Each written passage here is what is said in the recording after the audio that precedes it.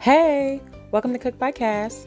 In this video, I'll show you how to make the sauteed kale. It's quick, it's easy, and you can pair it with just about anything. Jump right in. So you'll want about 6 cups of rinsed kale. You'll want some seasonings. I'm using garlic powder and black pepper. And then you'll want to use an oil. I'm using grapeseed oil.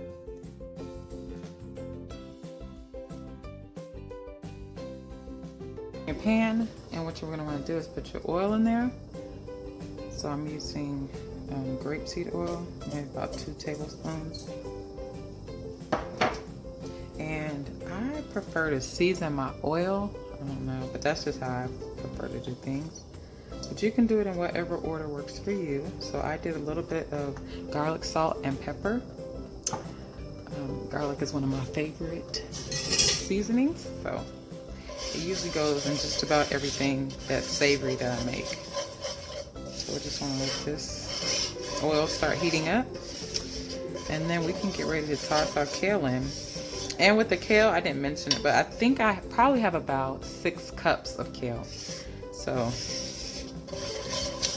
that's what you're going to do. And I might add some more as I go. And if I see that there's a little bit of extra oil, then I'll go ahead and add in some more kale. Make this stretch a little longer throughout the week. And you can pair this with, you know, just about anything. So I'm not wanting to like fry it, but I just like to give it a pan sear and flavor it up a bit.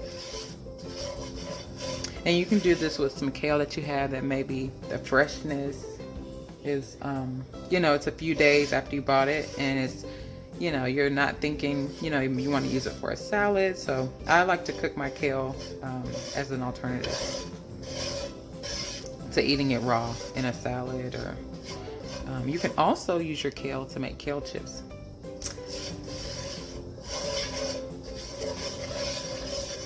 All right, so we're getting this oil heated up. All right, so let's go ahead and add in our kale. I have mine draining. I got a paper towel underneath. So let us add that in. So, and then the goal is we just want to get this tossed in the seasoning, and then we're done. So it's not a long cooking process.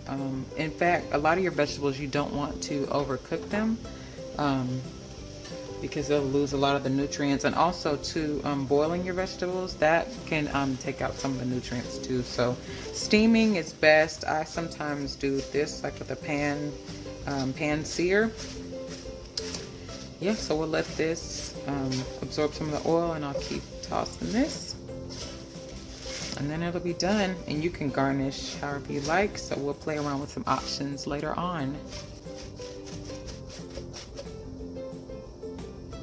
Also, I wanted to show you a little tip. Now, I've done this with my salads, but this is my favorite chopping tool. But so with some of the kale pieces that are a little bit too big, you're gonna want to cut those down.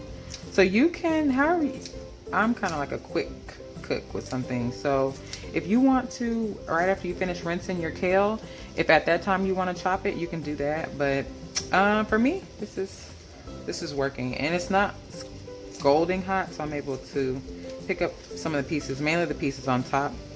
And then if I just feel like it's too much for the fork, see, like this is too much for the fork. So I would probably get this down into 3 sections, or maybe 4.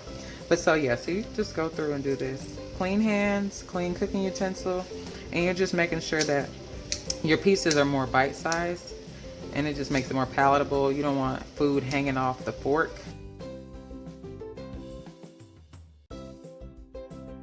Not trying to, you know, fully soften these, but we're just getting a little bit of color on them. Vibrant, the color's getting a little more vibrant. And then with the oil, it's just kind of coating it, so they just have a slight glisten on them, and then they're just taking in that flavor. Like I said, you can do these with some kale that maybe, you know, it's not quite what you'd want for a salad, or you can, you know, your fresh kale that you just bought, you can also saute it. So just whatever works for you. But yeah, so once this is done, then we can go ahead and plate. It's looking pretty good. There's a few pieces that I want to see absorb a little bit more of the flavoring. But yeah, so then I'll come back when it's time to plate. Okay, so it's done. So we can slide it onto our plate.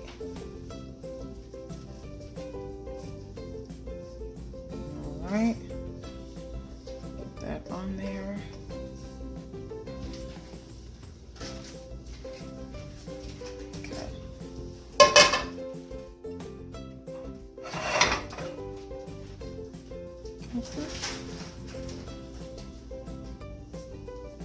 Alright, so like I said, you can eat it like this, or you can add some toppings to it. So I'll do an egg with mine. I like goat cheese. You can put whatever you want on there. So I'll put a little goat cheese here. And then I have some bell peppers. So I can put some of these on there. So yeah, I just rinsed my bell peppers and I'll put that there. And you can eat this like this. Just have like it could be a snack, or it could be like a light dinner bowl, or you know, just however you want to enjoy this. But I thought this was a nice way to eat this. And then we have the, like I mentioned before, just the traditional, so you can just enjoy it as is. So yeah. Alright, thank you so much for watching. As always, please rate, comment, and subscribe, and I will see you in the next video.